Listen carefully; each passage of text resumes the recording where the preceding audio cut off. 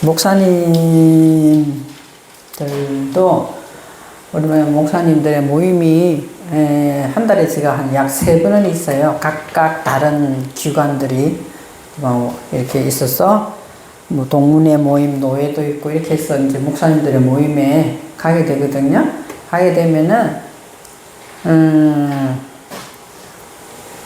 어떤 그게 뭐 다 그런 건 아니겠지만 그냥 말씀은 이제 계속 설교하고 이게 말을 하고 설교하고 또 다른 분 듣기도 하고 이러다 보니까 이제는 익숙해져 가지고 그 말씀이 그 말씀이니까 감각이 없다는 거예요. 그죠? 그 성경에서는 감각이 없는 자를 뭐라고 하냐? 문둥병자라고 해요. 그죠? 오늘 예배에 오시면은요, 내가 뭐 찬양하기 위해서 또는 또 기도를 하기 위해서 뭐 이렇게 오는 것도 굉장히 중요하죠. 네, 중요한데 왜 귀중한 시간에 이 말씀을 드리냐 하면은요, 오늘 핵심만 간단하게 몇 가지만 이야기하고 자세한 것은 금요일날 내가 해야 되겠다는 생각이죠. 왜냐면 성도분들도 있는데 뭐 공부하는 시간도 아니고 너무 막 자세하게 막 이렇게 해야 되나? 이런 생각도 좀 들더라고요. 왜냐면은 그럼 이 시간에 우리가 찬양을 해서 유튜브에 올리고 뭐 이런 거 다 중요해요. 뭐 설교를 해서 올리는 것도 중요할 수도 있겠지만 중요한 거는 이 시간에 가장 사랑하는 사람을 만나는 마음으로 와야 된다는 거예요. 그죠? 가장 사랑하는 사람 만나면 가슴이 떨려야 돼. 안 그래요? 몸이 건조하게 오늘도 그냥 가서 해야지. 이런 마음으로 오는 것은 과연 하나님께서 받으시는 예배가 될까? 저녁부터 그런 생각을 내가 이제 몇 시간 동안 이 성경을 이게 정리를 하면서 느낀 게 그거였거든요. 제가 아무리 내용을 지식적으로 막 열심히 전해봤자 그것이 크게 도움이 되는 건 아닌 것 같아요. 그죠? 우리의 마음속에는 1순위가 하나님이 돼야 돼요. 1순위가 하나님이 돼야 돼요. 그러려면은 그분을 만나러 오는 이 주일날 예배에 일주일 동안, 6일 동안은 세상에 우리가 어차피 육신을 가졌기 때문에 살잖아요. 그때는 뭐 여러 가지 또 친구도 만나고 밥도 먹고 여러 가지 뭐 좋은 일도 있겠지만 거기는 그렇게 사랑한다는 마음이 없기 때문에 이게 기대되는 마음이 별로 없잖아요. 그죠? 주일날, 6일에, 7일날, 6일에 세상 일 하다가 왔으면은 내가 이 이야기하는 이 말씀을 드리는 이유가 있거든요. 오면은 정말 소중하고 정말 사랑하는 사람을 기대하고 막 떨리는 마음으로 와야 된다는 거예요. 그죠? 그러면 내 안에서 막 떨림이 일어나는 거예요. 그렇지 않고 무미건조하게 지금 왔다면은 그렇지 52주니까 1년에 52번? 예를 들어서 또 수요일도 오고 이러면 조금 더 100번 정도 올 수 있겠죠. 그게 100번 오는 게 중요한 게 아니잖아요. 그죠? 그래서 이 시간이 하나님을 가장 사랑하는 마음으로, 떨리는 마음으로 우리가 앉아서 이제 말씀을 드리겠습니다. 이제 우리 정병기 목사님이 이제 말씀에 참고되는 말씀을 달라 해서 이제 띄우거든요. 여기 좀 그래서 내가 또 계속 묵상하다 보면 말씀이 또 나오고 또 말씀이 또 나오고 이렇기 때문에 그거는 뜨지가 않아요. 그러니까 여러분 필히 성경을 앞에 놓고 찾으셔야 된다는 거예요. 찾으셔가지고 할 수만 있다면 입으로 읽고 자기가 입으로 읽는 것이 내 귀로 듣고 이렇게 하시면은 더 확신이 설 수 있다는 거죠. 오늘 사사기 6장 있잖아요. 6장 본문 말씀은 6장 그냥 12절로 한 절만 잡았지만 6장과 7장에 다 들어가야 무슨 내용인지 알 수가 있거든요. 그래서 6장 12절에 여호와의 사자가 기드온에게 나타나 이르되 큰 용사여 여호와께서 너와 함께 계시도다. 아멘. 지금 이 성경의 이 사사시대 때의 말씀을 보고 있으면 있잖아요. 사사시대 말씀 보고 있으면은 너무 황당하고 무슨 동화책 같은 이야기거든, 지금. 그죠? 갑자기 사자가 나타나가지고 큰 용사요? 그때 앞에 보면 기드온이 큰 용사 된 내용은 없거든요. 그런데 나타나서 갑자기 기드온에 나타나 큰 용사요? 여호와께서 너와 함께 계시도다. 그러면 저와 여러분이 이 시간이 무엇이 이 기드온이라는 인물을 통해서 오늘날 나도 기드온이 될 때 뭐가 된다는 거예요? 하나님께서 하나님께서 이게 뭐 여호와께서 나타나서 뭐한다? 큰 용사여, 큰 용사여. 내가 큰 용사가 될 때 여호와께서 저와 함께 하신다는 이 내용을 아셔야 된다. 그러면 내가 어떻게 기드온이 돼야 되는가? 그죠? 그 당시에는 이 인물이 실제로 있었지만 내가 기드온이라는 사람이, 기드온이라는 내 이름은 김숙자라고 따로 있지만 저와 여러분이 하나님께서 이 말씀하시는 기드온이라는 이름의 값이 있어요. 그런 사람이 될 때 나도 기드온이 된다는 거죠. 그러면 하나님께서 함께 하시면서 우리가 어디를 가든지 뭐한다? 큰 용사라는 소리를 들을 수가 있다. 다른 사람은 나를 별 볼 일 없이 볼지 모르지만 여호와께서는 저와 여러분을 큰 용사여 그렇게 부르실 수 있다는 거죠. 참 기드온이라는 뜻이 무엇인가? 기드온. 그죠? 어떻게 보면은 가인이나 거의 같은 내용일 수도 있어요. 가인이 뭐예요?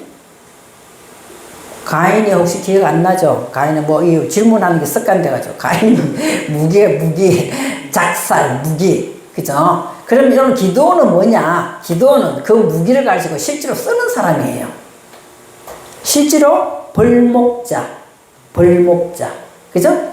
벌목자, 나무를 베는 자, 나무를 뭐 베어가지고 요만큼 상처만 내는 것이 아니라 완전 쓰러뜨리는 자, 베어서 쓰러뜨리는 자, 이 사람의 이름이 값이 기드온이다 이 말이에요. 그럼 뭘 쓰러뜨릴까? 아이고 저거 나한테 나쁜 뜻이니까 저거 어떻게든 막 잡아가 쓰러뜨리야 될까? 이게 아니고 쓰러뜨려야 되는 것은 있잖아요. 하나님 앞에 내가 완전히 말씀으로 쓰러지는 그런 내용을 설명하고 있는 거거든요. 근데 보면은 큰 용사여 이렇게 이야기하는 것이 용사가 강력하다. 별로 힘도 없이 비리비리한 것을 용사라고 하지는 않아요.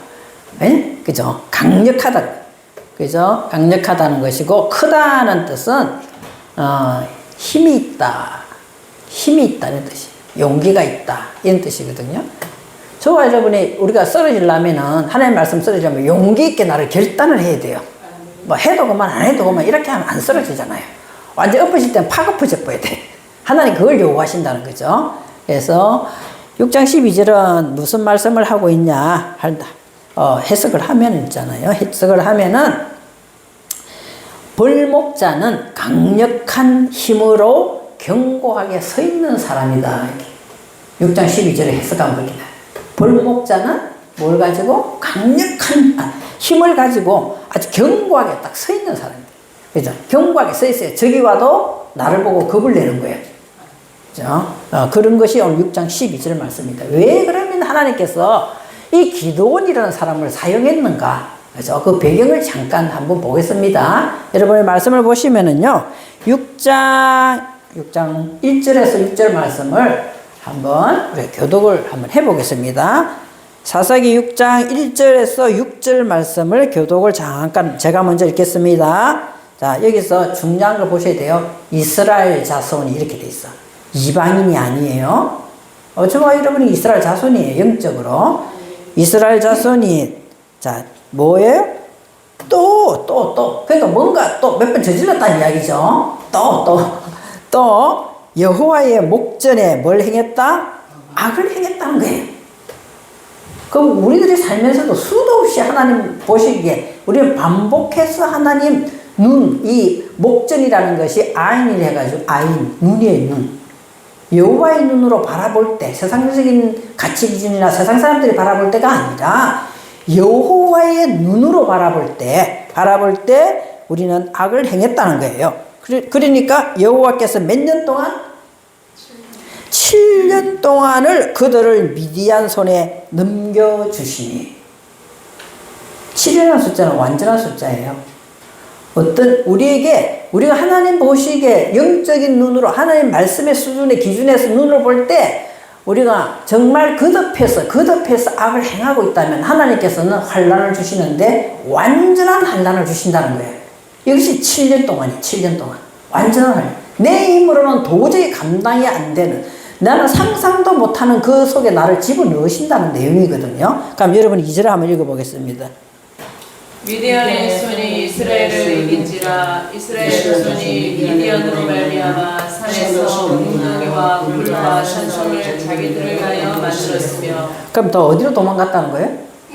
완전한 환란이었기 때문에 뭐 산으로 굴로 다 도망갔다는 이야기예요. 그죠? 세상적인 방법으로 피해보려고 막 어디까지 다 도망간 거예요. 자, 3절 볼게요. 3절 제가 읽겠습니다. 그래서 이스라엘이 파종할 때가 되면은 미디안과 아말렉과 동방 사람들이 이제 파종할 때 되면 이제 다 치러 올라오는 거예요. 치러 올라오는 거죠. 왜 치러 올라오겠어요? 파종 다 빼앗아 가려고. 다 빼앗아 가려고 올라오는 거. 자, 4절 보세요. 진을 지고 가사에 이르도록 토지 수산을 멸하여 이스라엘 가운데 먹을 것을 남겨두지 아니하며 양이나 소나 나귀도 남기지 아니하니 이는 그들이 그들의 짐승과 장막을 가지고 올라와서 메뚜기 떼같이 많이 들어오니 그 사람과 낙타가 무수함이라 그들이 그 땅에 들어와 멸하려 하니. 6절 같이 읽어볼게요. 이스라엘이 미디안으로 말미암아 궁핍함이 심한지라 이에 이스라엘 자손이 여호와께 부르짖더라. 우리는 꼭 어떻게 되느냐, 다 빼앗기고 나는 자. 도저히 못 견딜 때 되면 천부의 의지 없어 손들게 됐다. 그 지금 이런 상태를, 지금 이런 상태가 됐기 때문에, 자, 이런 상태가 됐어요. 지금 6장 1절부터 6절 쭉 봤어요. 그죠? 그래서 하나님이 보시다가 뭐하냐, 8절에 보면 이스라엘의 자손에게 한 선지자를 보내시는 거예요.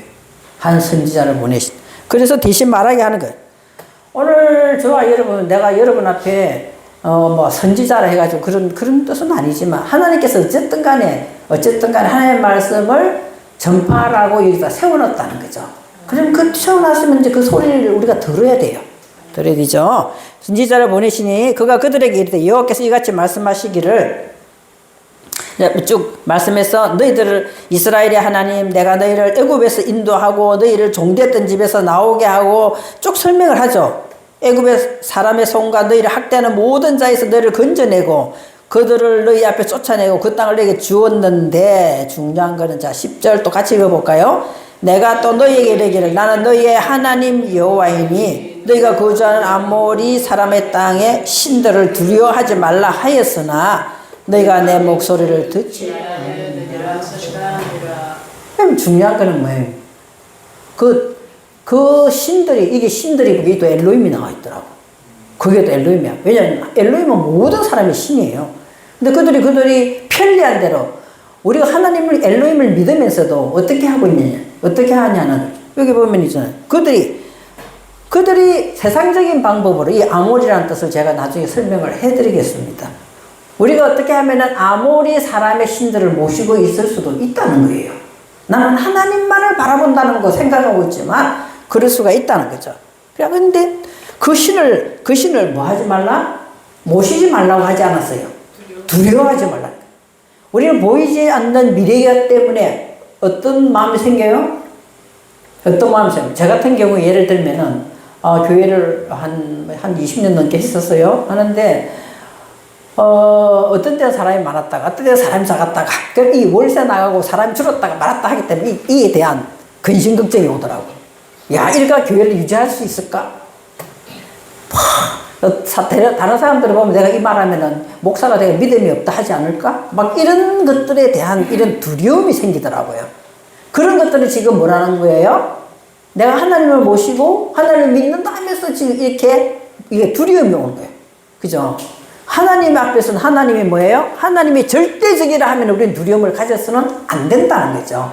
지금 그렇게 이야기하는데 이 너희들이 내 목소리를 듣지, 두려워하지 말라고 이야기했는데 왜 너 청종치 아니하고 너희들 마음을 그곳에 뺏기냐, 이런 소리를 말씀을 하고 있는 거죠. 그래서 하나님께서는 오늘 이 지금 기드온이라는 정말 동화책 같은 이야기를 통하여 우리에게 말씀하시고자 하는 영적인 비밀이 들어있어요. 여기에. 자, 그래서 기도를 통해서 우리에게 말씀하시고자 하는 첫 번째 내용은 무엇이냐? 첫 번째는 간단하게 이야기해서 오늘 6장 12절에 뭐 하시겠다는 거예요? 기도원처럼 우리가 승리를 하려면은 첫 번째로 여호와께서 함께 하심을 믿어야 된다는 거예요. 아멘. 잘 들어보세요. 잘 들어보세요. 내가 저와 여러분이 여호와와 함께 하고 있는 것이 아니에요. 여러분 어떻게 생각하세요? 안 그러세요? 나는 여호와 하나님과 함께 하고 있다 생각할 수 있잖아요. 아니에요. 그게 아니다니까. 우리는 나는 하나님과 함께 하고 있기 때문에 두려움이 안 생겨? 또 걱정이 없어? 이렇게 하는 게 아니에요. 여기서 말듯이 분명한 것은 여호와께서 우리와 함께 하신다는 거예요. 분명히 아셔야 돼요. 내가 여호와와 함께 하고 있는 게 아니라 여호와께서 지금 여기서 6장 12절에 보면은 여호와께서 너와 함께 하고 계시다는 거예요. 이걸 우리가 이걸 분명히 갖고 있어야 된다는 거죠. 내가 여호와와 함께 있다 이렇게 하면 안 되는 거죠. 여호와께서 우리와 함께 하고 있다 하시고 계시다는 이것을 첫 번째 기도원을 통해서 말씀하시고자 하는 내용이고, 자 6장 14절에 보면은 그러면 함께 하는 이유가 뭐냐? 내가 잘 먹고 잘 살아라고 하나님께서 하시는 게 아니에요. 6장 14절에 보시면은 자 여호와께서 그를 향하여 이르시되 너는 가서 너의 힘으로 함께 하신다는 이 힘으로 이스라엘을 미디안 손에서 구원하라. 내가 너를 보낸 것이 아니냐 이렇게 했어요. 지금 우리가 지금 보면 있잖아요. 저와 여러분 지금 전쟁하고 있는 게 아니잖아요. 지금 미국 이스라엘하고 미디안하고 뭐 전쟁이 붙은 건 아니에요. 우리 지금 전쟁하고 북한하고 전쟁하고 있는 것도 아니잖아요. 그래 영적으로 저와 여러분 지금 전쟁을 하고 있단 말이에요. 그 말씀을 하고 있는 거예요. 그 당시엔 진짜 전쟁을 하고 있지만 영적인 저와 여러분 전쟁을 하는 거예요. 왜? 세상과 나와 뭐 여러 가지 사건과 지금 내가 어떻게 해야 될지 영적인 전쟁을 하고 있단 말이에요. 그럴 때 제일 중요한 거는 뭐다? 첫 번째로 여호와께서 나와 함께 하고 계시다. 아멘. 그걸 알아야 돼요. 내가 여호와와 함께 하고 있다. 이러니까 이 나라는 것이 나가기 때문에 두려움이 자꾸 생기는 거예요. 그래서 하나님께서는 그 이유를 이스라엘을 구원하기 위해서다. 그러면은 우리가 생각할 때는 하나님은 안 믿는 사람들도 데려다가 영적인 영혼의 구원을 시키기 위해서 우리를 보낸다. 우리가 이렇게 생각할 수 있는데 제일 첫 번째는 뭐예요? 우리를 구원시키기 위해서다 이 말이에요. 이스라엘을 구원시키기 위해서다 이 말. 하나님이 우리와 함께 한다는 것은 나를 어떤 곳에 대해서도 구원시켜주기 위해서 하나님이 계시다는 것을 알려주신다는 거죠. 그 말씀을 하고 있는 거죠. 그런데 환경은 어떠냐? 환경은 기도원이 고백합니다. 환경은 어떻게 하는가 한번 볼까요? 13절에 보면은 13절에 아이고 우리가 하는 소리하고 똑같아요.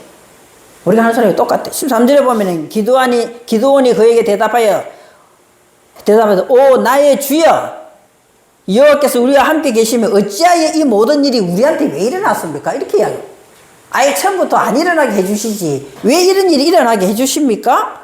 또 우리 조상들이 일찍이 우리에게 이르기를 여호와께서 우리를 애굽에서 올라오게 하신 것이 아닙니까? 그때 이렇게 모든 기적은 다 어디 갔습니까?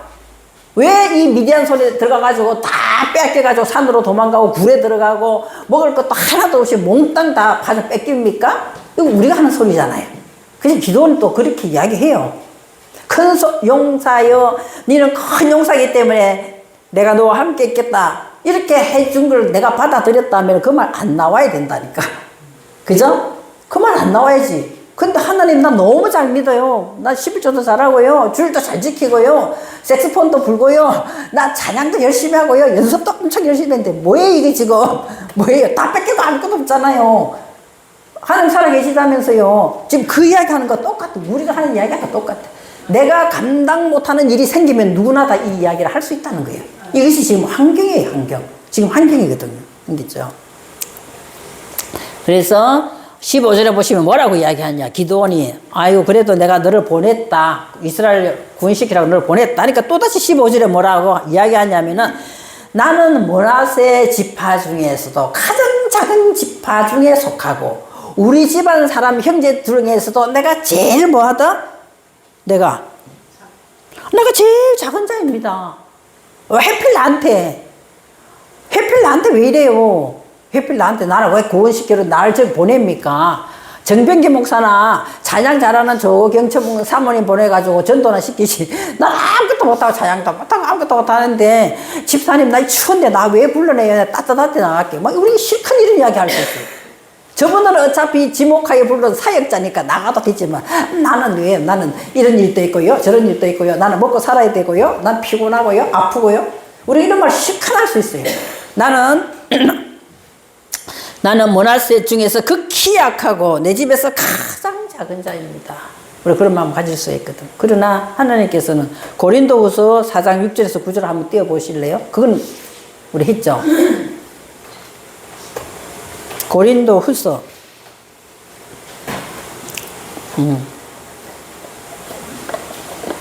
고린도후서 14장 6절에서 9절 어두운데 빛이 빛이라 말씀하셨던 자 우리는 지금 뭐 나는 약하고 나는 부족하고 나는 작습니다 막 이렇게 어두운 마음이 왔어요. 어두운 데서 빛이 빛이라 말씀하셨던 그 하나님께서 예수 그리스도의 얼굴에 있는 하나님의 영광을 아는 빛을 오늘 이 시간에 빛을 우리 어디다 비춘다? 생각으로 비추는 게 아니에요. 우리의 마음에 지금 비추는 시간이에요. 다음 절 한번 보겠습니다. 그러면 저와 여러분 이 시간에 그 말씀의 빛을 내가 기도원이 되어가지고 어떤 경우에든지 나도 승리해야 되지. 이 보배를 우리 같은 질그릇에 우리가 가졌어요. 가졌으면은 이것이 우리에게 뭐다는 거야? 하나님이 주신 힘이 큰 능력이란. 이것이 내 능력이 아니고 하나님께서는 이 빛을 말씀을 오늘 기도원이라는 사람이 어떻게 지금 승리하고 있다는 이 방법과 어디에서 승리하고 있고 기도원이 무엇을 요구했는가 이것을 내가 알아듣는다면 저와 여러분 이것이 진짜 마음에 빛으로 비춰져 가지고 내 안에 보배로 딱 간직이 된다면 이것이 하나님의 능력이라는 거예요. 자, 하나님의 능력이죠. 그럼 다음 절 한번 보겠습니다. 그러면은 자 이건 우리가 한번 읽어볼까요? 우리가 사방으로 우겨싸움을 당하여도 쌓이지 아니하며 답답한 일을 당하여도 낙심하지 아니하며 박해를 받아도 버림바 되지 아니하며 거꾸림을 당하여도 망하지 아니하며 아멘. 정말 이 하나님의 말씀의 능력은 얼마나 이 빛이 위대한지 우리가 나는 지금 기도원이 지금 보기에 나는 약하고 제일 작은 자고 왜 해필 납니까? 이렇게 하는데도 하나님께서 우리와 함께 하시고 하나님 능력인 말씀의 빛이 우리 마음에 비추어진다면 그 내가 용기를 내서 이기는 것이 아니라 그 말씀이 나를 이렇게 이기게 한다는 거예요. 그죠? 얼마나 멋있어요. 네? 하나님의 영광을 아는 빛을 오늘 이 말씀을 우리 마음에 보배로 간직한 자는 어떤 경우에도 기도원처럼 약하고 작다는 것에서 역전되는 소망을 주시고 있다는 거예요. 그걸 내가 믿어야 되는 거죠. 소망을 주시는 거죠. 그래서 지금 간단하게나마 몇 가지만 말씀을 드리고자 합니다. 자, 그래서 기도원이 그러면 좋습니다. 나 가겠습니다. 그러면 내게 좀 확신을 좀 주세요. 그렇잖아요. 내가 나가려는데도 아직도 내 마음이 두려운 게 있어. 근데 확신을 좀 주세요. 이런 내용이 나오거든요. 그 6장 37절에서 40절에 내용이 나오는데 무슨 이야기를 하냐면 말도 안 되는 동화책 같은 이야기를 해요. 뭐라고 이야기를 하냐면 아이고 하나님 그러면 있잖아요. 내한테 지금 이런 거 좀 보여주세요. 우리 집사님이 별로 나팔 연습을 안 했는데 내가 한 두세 번만 불면은요 짠 하고 막 됐으면 좋겠어. 뭐 그런 요구하는 건 뭐 어쩌면 비슷한 내용이에요. 말도 안 되는 요구를 해요. 뭐라고 이야기하냐면 다장마당이 요렇게 있는데요. 그 안에 양털 한 뭉치를 탁 떨어뜨려 놨는데 어떻게 한다고요? 뭐라고 이야기하느냐? 이슬이 싹 내려 새벽에. 이슬이 내리는데 첫 번째로 다른 데는 바짝 마르고 다장마당 주인은 바짝 마르고 가운데 양털에게만 이슬이 쫙 내려. 그 말이 되는 소리예요? 말이 안 돼요. 내가 연습도 안 했는데 짠 하고 일어나면 막 자자자자 나갔으면 좋겠습니다. 이 소리랑 똑같은 거예요. 그렇잖아요. 양털이 다장마다 있는데 한 줌 놔두고 고개만 이슬 딱 내리고 다른 건 다 마르게 해주세요. 이렇게 요구를 해요.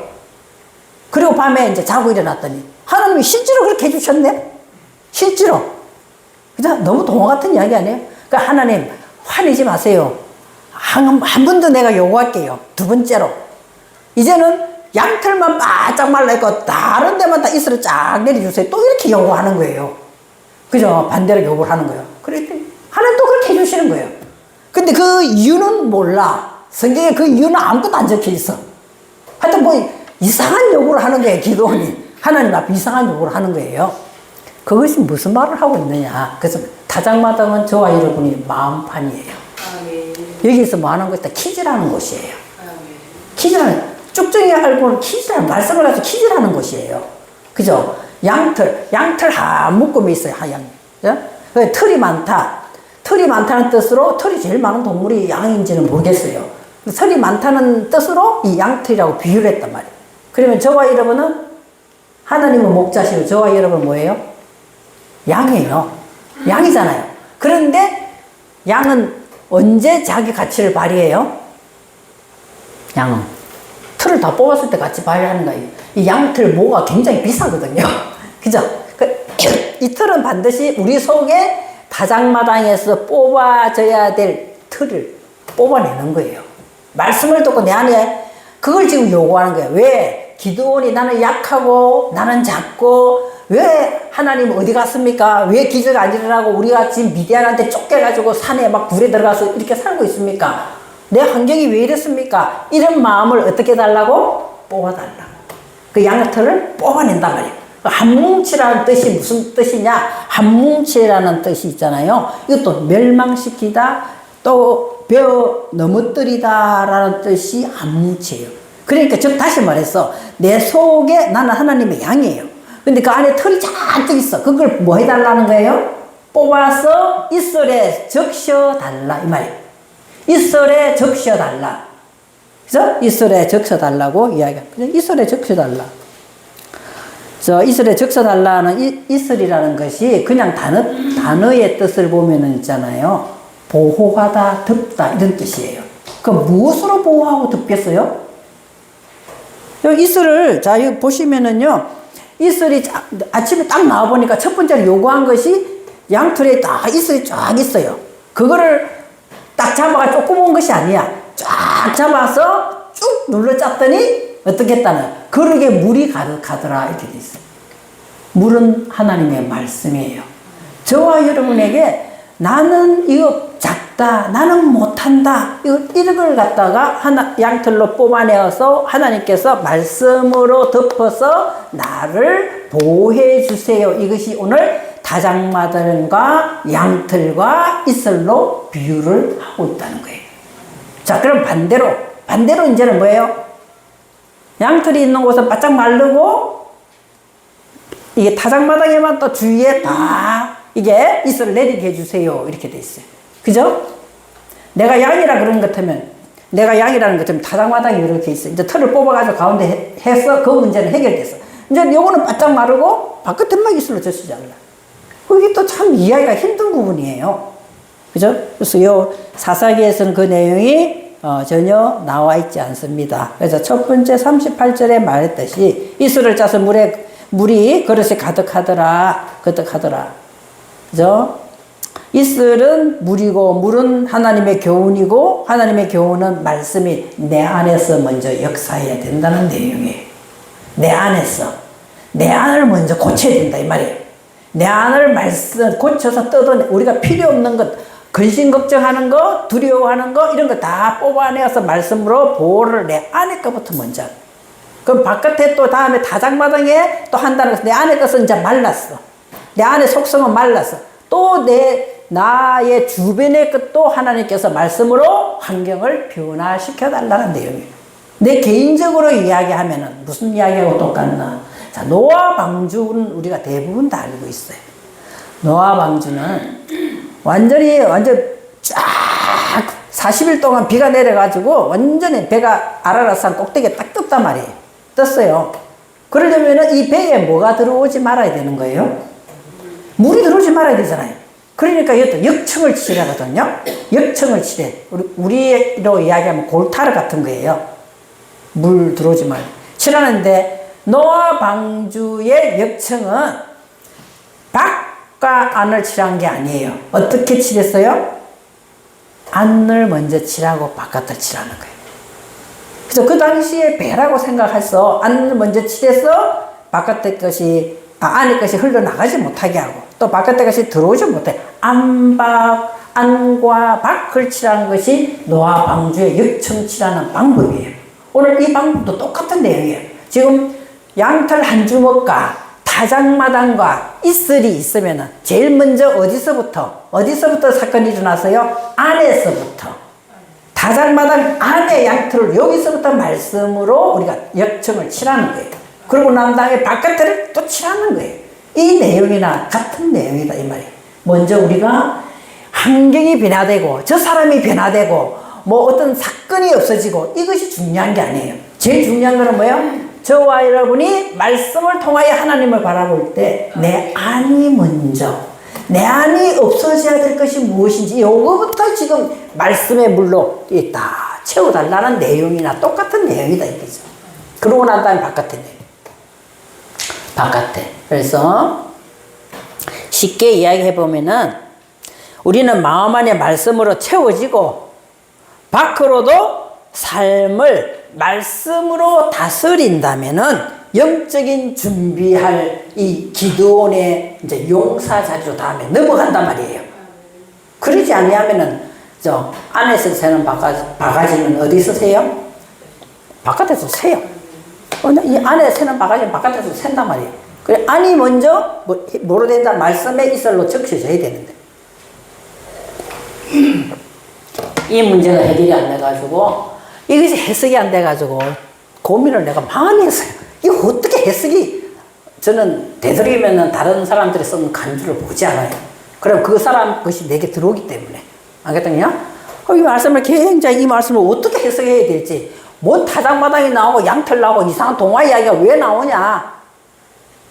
이제 그것은 이해했으리라 보겠습니다. 자, 미가서 5장 7절 말씀을 한번 우리가 보겠습니다. 미가서 5장 7절. 자, 여기서 미가서 5장 7절 한번 읽어보겠습니다. 야곱의 남은 자는 많은 백성 가운데 있으려니 그들은 여호와께로부터 내리는 이슬 같고 풀 위에 내리는 단비 같아서 사람을 기다리지 아니하며 인생을 기다리지 아니하며 여호와께서 자 7절 했죠. 미가서 5장 7절 여호와께서 자 우리가 그것을 실제로 내가 안과 박이 말씀으로 잘 다스려서 삶도 말씀으로 다스리고 가는 사람은 무슨 자가 되느냐? 야곱의 남은 자가 되는. 야곱의 남은 자가 된다. 야곱의 남은 자는 많은 백성 가운데 있으리니 여호와께로부터 내리는 이슬이 뭘까요? 오늘 말씀이잖아요. 그죠?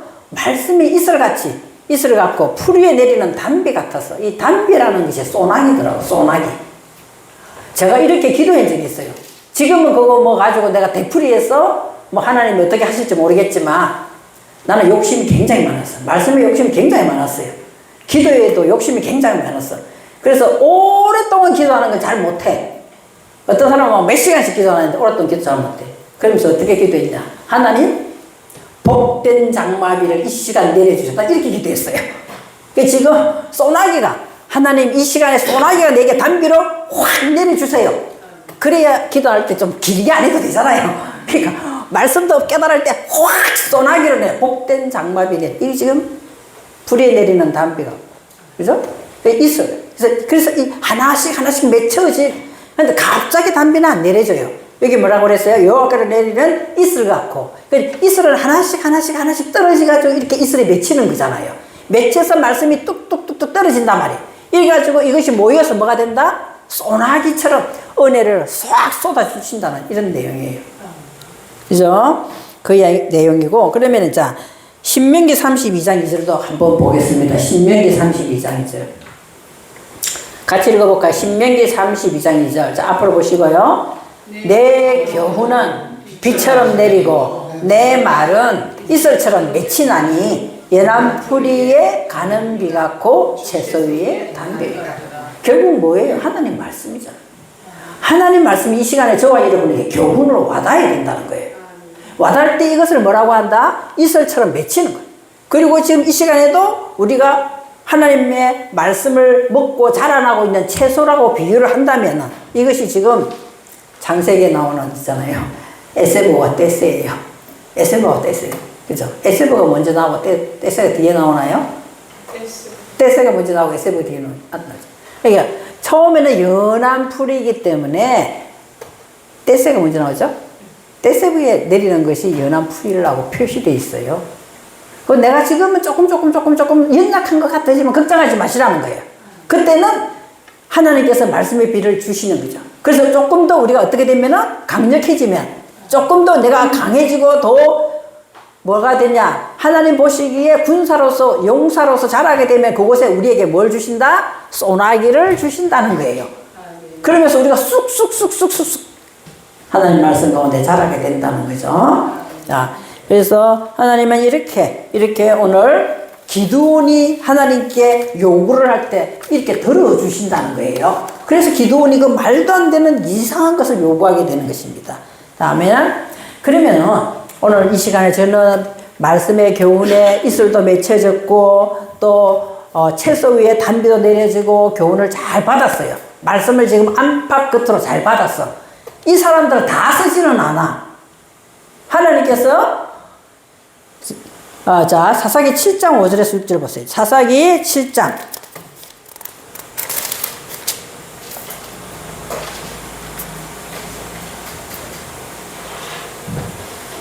간단하게 말씀드리겠습니다. 자, 그 중에서도 하나님께서는 그 중에 몇만 명이 되는, 자, 우리가 미디안하고 싸워서 이겨야 돼 하고 이스라엘 백성하고 싸우는데 기드온이, 자, 그러면은 이런 하나님께 요구를 하고 많은 군사를 데리고 어디로 갔어요? 군사를 데리고 이제 미디안하고 싸우러 가는 거예요. 미디안하고 싸우러 갑니다. 싸우러 가는데 하나님께서는 있잖아요. 그 사람들 다 데리고 싸우게 하지 않아요. 기드온 하면은 제일 생각나는 것이 뭐죠? 300용사. 2만 명이 있으면 너 억지로는 시키지 않아, 하나님은. 너 전쟁 나가기 싫은 사람은 다 가. 예배도 마찬가지. 예배도. 자원해서 정말 즐거워하는 마음으로 예배에 와야 되지. 하나님께서 억지로 오는 거, 그 예배 받지 않아요. 받지 않습니다. 그래서 기드온의 300용사를 하나님께서는 참 이것도 너무 이해가 안 되는 게 있어요. 자, 기드온의 300용사를 하나님께서는 자, 몇만 명 이 사람들 다 데리고 미디안 쪽은 엄청 사람이 많아. 그럼 이 사람을 다 데리고 가도 전쟁에 이길까 말까 하고 있는데 하나님께서는 그러지 않아요. 300명만 딱 뽑아요. 300명만 딱 뽑습니다. 그쪽엔 숫자가 엄청 많은데도 왜 300명만 뽑을까? 하나님께서 용사를 뽑는 방법이 있어요. 하나님께서 용사를 뽑는 방법이 있는데요. 자, 저와 여러분이 오늘 미디안하고 전쟁터에 나가서 이기려면은 내가 그 용사 자리까지 가야 되잖아요. 오늘 다 안도 말씀으로, 바깥에도 말씀으로 채워졌으면 이제 다 된 것 같아. 그런데도 하나님은 그게 아니에요. 그 중에서도 300명만 뽑아내는 거예요. 어디에서? 물가에서. 물가라는 것은 말씀이 있는 곳이잖아요. 그죠? 말씀이 있는 곳에 가서 어떻게 하냐. 자, 열대에 와가지고, 자, 쭉, 지금 이 시간에 저쪽에 한 2만 명 모였다 칩시다. 그렇게 했는데 그 중에서 어떻게 하느냐. 하나님이 용사를 뽑는 방법이 있어요. 내가 이제 기드온 자리까지 가서 하나님께서 기드온이 요구한 그 자리까지 안가박이 마술로 다 채워졌는데 어떻게 하느냐. 물을 먹어라. 자, 물가에 가서 이제 물을 먹어라. 전쟁터에 나가려면 이제 목마르니까 여기서 물을 먹어라. 이렇게 했거든요. 물을 먹어라 했는데 300명은 어떻게 먹었어요? 물을 떠서 손바닥으로 개가 물을 핥듯이 핥아 먹었어요. 그 나머지는 어떻게 됐어요? 무릎을 꿇고 물을 먹었어요. 그럼 별 차이가 없을 것 같잖아요. 그죠? 그러나 저 하나님께서는 과연 어느 부류가 하나님 쓰시기에 합당한 자일까? 나는 오늘 말씀을 받을 때 그냥 무릎을 꿇고 하나님한테 무릎을 꿇고 그래서 여기까지 왔잖아. 지금 예배에 왔잖아. 말씀을 듣고 있는 사람인가? 아니면은 한 방울 물도 흘리지 않으려고 손바닥에다 말씀을 올려놓고 개가 핥듯이 이걸 핥아먹고 있다. 한 말씀도 내가 흘려버리지 않기 위하여 저희 집에 개를 키우고 있어요. 그 개를 보면 있잖아요. 뭐 먹는 거 주면은 자기가 먹는 것만 딱 먹는 게 아니라 그 그릇도 완전히 모자라는, 그럼 모자라게 주지도 않는데 그릇을 다 핥더라고. 막 맛있는 걸 주면 그거 다 핥아요. 오늘 저와 여러분 이곳에서 한 말씀도 떨어뜨리지 아니하고, 나는 인간이지만 나는 그냥 전하는 것 뿐이에요. 말씀을 그대로 전하는 것 뿐이에요. 여러분 받는 저와 여러분은 한 말씀이라도 떨어질까봐 손바닥에다 올려놓고 개가 물을 핥듯이 받아먹는, 정성껏 말씀을 내 것으로 소유하는 마음으로 받아먹는 사람은 하나님께서 오늘 어떻게 쓰신다고요? 300용사 자리에 우리를 사용하신다는 거예요. 이 아니면 하나님께 쓰임받는 사람이 좋지 않아요? 하나님 나머지는 돌려보낸다. 나머지를 돌려보낸다. 그 외에 백성은 돌려보낸다. 그 외가 뭐냐 하면은 있잖아요. 앞서가는 사람이에요. 응? 돌출된 사람. 지금 그 소리네? 뭐 나 다 알아. 그런 사람은 다 돌려보내는 거예요.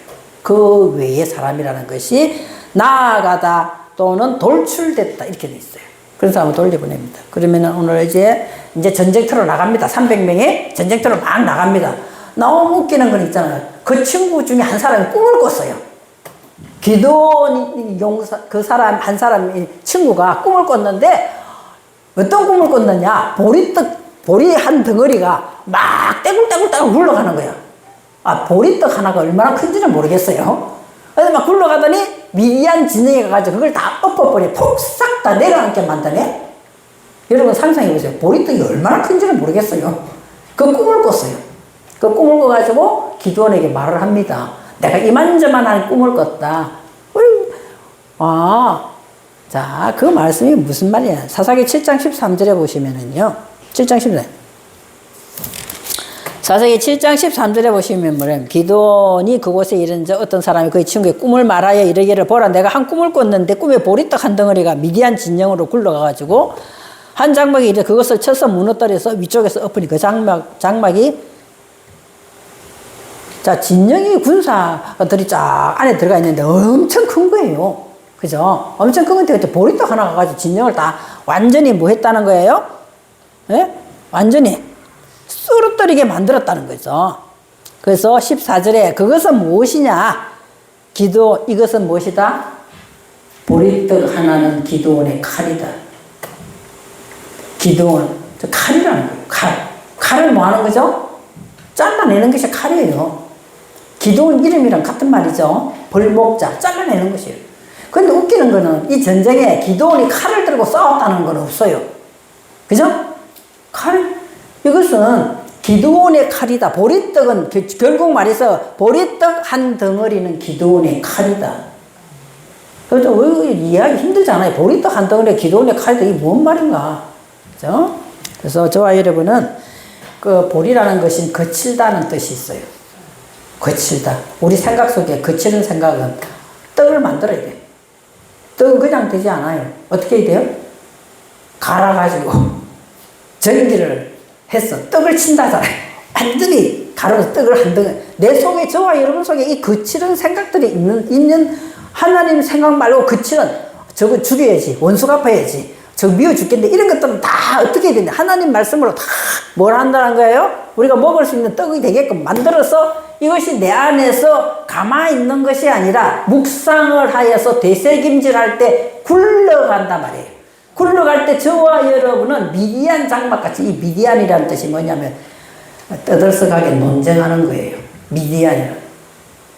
떠들썩하게 논쟁하는 거예요. 싸움하는 거예요. 싸움하는 거거든요. 그러면 바깥에 싸움다 뜻을 생각하는 것보다도 내 안에서는 항상 전쟁이 일어나. 이걸 해야 될까? 말아야 될까? 그죠? 이런 거칠은 생각, 하나님 바라보시기에 거칠은 마음을 가지고 있는 것은 하나님 말씀을 먹고 말씀으로 인해서 내 안에서 묵상하면서 싹 굴러가야 돼. 그래서 이제 말씀을 마치겠습니다. 말씀을 마치겠는데요. 저와 여러분이 있잖아요. 우리 정병기 목사님이 정말 정성을 다해서 주보를 만들어가지고 월화수목금까지 칸을 딱 만들어놨어요. 그죠? 그래서 목사님 거창하게 쓸 거 없잖아요. 월요일날 한번 읽어보고 오늘 기도원을 해서 나 기도원대라고 하네? 요건 적어도 돼요. 다음 화요일날 기도원은 그러면 뭘 하나님께 요구했지? 이상하다. 그 말도 안 되는 그런 걸 요구했네? 그럼 나도 하나님 요구해야지? 뭐 이런 걸 적는 거다는 거죠. 그죠? 굴러가는 것이 뭐 하는 거예요? 묵상하는 거예요. 묵상하는 거라고. 그죠? 그렇게 쭉 했더니 실제로 전쟁에 나가서 기도는 칼 안 들었다니까요. 칼 안 들었어요. 전쟁터에 나갔는데 칼 안 들었거든요. 안 들어 그냥 갔어. 그래서 승리하는 방법은 이제 어떻게 하냐. 자, 나팔을 불어야 돼. 나팔을 부는 거 볼까요? 자, 여기서 한번 해볼게요. 제가 간단하게 이야기할게요. 제가 아주 신앙이 굉장히 어려워가지고 이제 막 자라가고 있을 찰나예요. 우리 집사님이 나팔을 부니까 지금 막 재밌죠? 고통스러워요? 재밌잖아요. 재밌으니까 자꾸 하는 거잖아요. 또 찬양하니까 막 즐거워요. 그럼 막 자라가고 있을 때 막 너무 재밌어서 막 예배가 재밌어가지고 교회를 갔는데 있잖아요. 한 30대 초반에 총각이었어요. 30대 초반 총각이었는데. 난 또 이 말을 할 때, 오늘 이거를 잠깐 간증해야지 했는데, 이 말을 할 때, 혹시 김명희 성도가, 김명희 맞죠? 김명호, 나 김명희라고. 그 성도는 이름을 참 못 외웠는데, 성도가 이 소리를 들으면 혹시 시험 받을까 이 생각을 좀 잠깐 했거든요. 그래도 이 말을 꼭 하고 싶었다. 이제 하고 싶은데 이 말을 해야 되는데, 이 성도가 혹시나 시험 들을까 이런 생각을 했었어요. 네? 한 예를 들었었잖아요. 이 교회를 이제 막 재밌어서 교회를 다 막 하면서 막 은혜 받고 있는 막 자랑하고 있는데 한 30대 초반 때는 총각이 있잖아요. 직장 다니던 걸 그만두고 있잖아요. 너무 그분도 막 은혜를 받아가지고 그만두고 총각 그 당시에는 그걸 노총각이라고 그랬어. 지금은 30대 초반이면 노총각이 아니지. 그 당시에는 내가 아주 어렸을 때니까 몇십 년 전의 이야기니까. 그러니까 총각이 뭐 하냐, 바지를 박스를 주스로 다니는 거예요. 그 말이 안 되잖아요. 자기 직장 그만두고 그걸 주스로 다니는 거예요. 그때만 해도 이제 조금 비쌌겠지. 지금 가격이 내렸다잖아, 이 박스가. 그 다음 목사님이 물어봐서 왜 직장을 그만두고 그걸 주스로 다니냐 하니까 자기는 예배 드리는 것이 너무 좋대. 수요일이나 금요일이나 새벽기도 다 나오려면 정상적인 직장을 가지고서는 여기 다닐 수가 없다는 거예요. 그래서 직장 그만두고 자유스러운 직종을 생각하니까 이 바지를 주워 다니. 해도 그만 안 해도 그만이잖아. 내가 자유니까. 자기가 사장이잖아, 그냥. 그래서 그걸 그만뒀다는 거예요. 그 사람이 있잖아요. 초등학교 가는 사람이에요. 초등학교 가는 사람이거든요. 근데 그 사람 보면은 무식해 보여요, 그냥 봐도. 그런데 그 사람이 찬양에 은혜 받은 곡이 있어. 그거를 일단 너무 사모해가지고 맨날 그것만 부르나 봐요. 그리고 내가 주일날 나도 막 은혜 한창 막 은혜 받아서 올라갈 텐데 여기서 나와서 자기가 특송한다는 거예요. 우리가 다 속으로는, 말로는 안 했지만 속으로는, 이거 약간 비웃었어. 왜냐면 저 사람은 이 사실로 나처럼 이 엄개도 못 읽는 사람이에요. 보면 다 틀려. 우리가 보통 찬양할 때 다 틀리는데 그날은 특송을 특별히 하겠다는 거예요. 그래서 아이고, 어떻게 특송을 하시려고? 이런 마음이 있는데 이 사람이 눈물을 뚝뚝 흘리면서 특송을 막 하는데 있잖아요. 아니나 다를까 박자 음정 다 틀려. 다 틀리는데 앉아있는 사람한테 감동이 막 쫙 다 오면서 어떻게 되는 거예요? 앉아있는 사람 다 울었어요. 그건 뭐 때문에 그랬겠어요? 정말 그 사람이 온 마음을 다하여 하나님을 찬양하는 것이 박자 음정하고 상관없다니까. 와 부르는데 우리 너무 감동받아가 전부 다 눈물 다 흘려. 너무 은혜 받았어요. 그렇거든요. 그래서 제가 이 말을 왜 하냐. 나팔이라는 소리에 색이라는 뜻이 있어요. 우리가 나팔은 그냥 분다라고 생각하잖아요. 그죠? 나팔은 일단 내 안에 먼저 새겨야 돼. 하나님의 은혜와 하나님의 감동을 내 안에 새겨진 것이 나와야 된다. 이 말이에요. 그러니까 너무 막 틀렸다. 그냥 유튜브 하려니까 막 틀렸다. 이 생각하는데 하지 마시고 제일 먼저는 하나님의 그 가사에 대한 하나님의 은혜와 사랑을 내 안에 먼저 새기는 것이 오늘 나팔을 부는 거다. 이 말이에요. 아멘. 그럴 때 우리에게 정말 그것이 막 와닿는 거예요. 그것이 지금 기드온이 가지고 있는 지금 나팔을 부는 거예요. 그러면서 자기의 항아리, 내가 항아리에다가 뭘 숨겨야 된다? 하나님의 비밀인 횃불을 숨기고 있는 거야. 횃불이 꺼지면 아무 소용이 없어. 내가 받은 그 감동이 횃불이 돼서 막 타는 것을 가지고 있을 때 막 전쟁터로 나가는 거예요.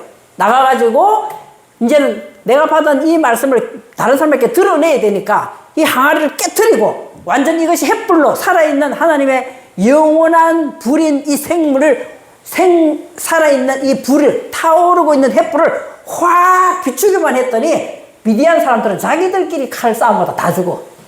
자기들끼리 싸움. 내가 뭐 난 칼을 들은 집도 없어. 나는 미워할 필요도 없어. 내게 하나님께서 새겨진 이 말씀을 가지고 내가 정말 감동으로 불어낼 때 하나님은 우리를 통하여 사방에 있는 적을 자기들끼리 다 죽는다니까. 내가 뭐 내가 말할 필요도 없어. 야, 내 은혜 받아라. 막 감동 받아라. 내가 나팔 잘 불지. 이런 말할 필요가 없다니까. 내 안에 정말 하나님의 이 엄청난, 나는 작아서 못해요. 나는 약해서 못해요. 하나님 내한테 이럴 수가 있어요. 내가 얼마나 노력했는데요. 하루에 10시간씩 10시간씩 연습하겠죠. 10시간씩 연습하겠죠. 10시간씩. 했는데 왜 이렇게 자꾸 틀립니까? 그런 말 할 필요 없어. 음정과 곡은 좀 틀리듯어요. 내가 얼마나 하나님 마음과 하나님께서 나와 함께 하시고 계시기 때문에 나는 두려움이 없다는 이 마음을 가지고 정말 이 항아리 안에다 질그릇인 이 보배를 가지고 저 불어내면은 있잖아요. 하루에 10번 연습한 그 시간, 몇 시간씩 연습한 그거하고는 상관없이 하나님 은혜가 흘러나와서 결국에는 하나님께서 우리가 가지고 있는 새겨진 그 은혜가 칼로 나가서 환경도 다 정리하신다는 것을 믿으시기 바라겠습니다. 그래서 여호와께서 함께 하시는 벌목자인 기드온은 하나님께서 뭐라고 말하나? 나는 너와 함께 하니까 어떤 경우에도 두려워하지 말라고 말씀이 나와요. 여기 두려워하지 말라. 네가 작다고 말하지 말라. 네가 약하다고 말하지 말라. 내가 너에게 뭘 주겠다? 여호와의 영을 주겠노라. 이렇게 나와 있어요. 저와 여러분에게 오늘 여호와의 영을 주겠다고 하나님이 약속하고 있다는 거죠. 여호와의 영을 주면은 우리 안에서 뭐만 일어나느냐? 여호와 샬롬만 일어난다고 기도원이 이야기하고 있어요. 그런 재단을 쫙 쌓아가지고 우리가 가는 곳마다 나는 별 볼 일 없어요. 키도 작고 못생겼고 나이도 많고 그런 거 하는 중요한 게 아니에요.